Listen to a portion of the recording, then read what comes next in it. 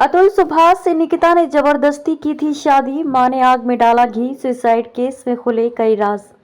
AI engineer Atul Subhash को आत्महत्या किए कई दिन बीत चुके हैं और अब भी रोजाना नई नई बातें सामने आ रही हैं।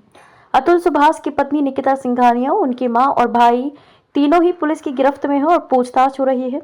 अब सामने आया है कि अतुल से निकिता ने जबरदस्ती शादी की थी। उसका मन अतुल से शादी करने का नहीं था, लेकिन पिता की बीमारी और परिवार के दबाव के चलते उसने ऐसा किया। इसके साथ ही मां ने भी आग में घी डालने का काम किया और घंटों बात करके निकिता को ससुराल वालों के खिलाफ भड़काती थी।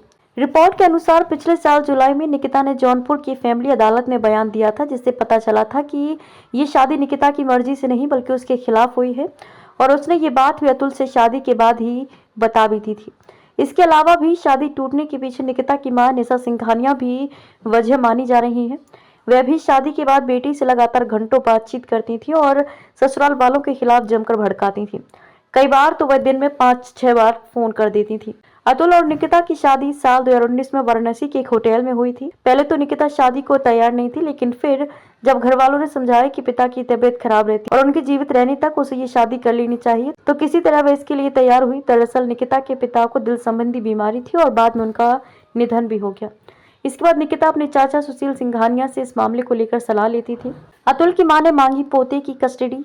पत्नी और ससुराल वालों पर उत्पीड़न और झूठे आरोप लगाने वाले कथित वीडियो के अलावा लिखित नोट छोड़कर खुदकुशी करने वाले बेंगलुरु के इंजीनियर अतुल सुभाष की मां ने अपने 4 वर्षीय पोते का पता लगाने और उसे अपने पास रखने की गुहार के साथ सुप्रीम कोर्ट का दरवाजा खटखटाया है। न्यायमूर्ति बीवी नागरत्ना और न्यायमूर्ति एन कोटेश्वर सिंह की पीठ ने अंजू देवी की याचिका पर सुनवाई करते हुए उत्तर प्रदेश, हरियाणा और कर्नाटक सरकारों को नोटिस जारी किए हैं।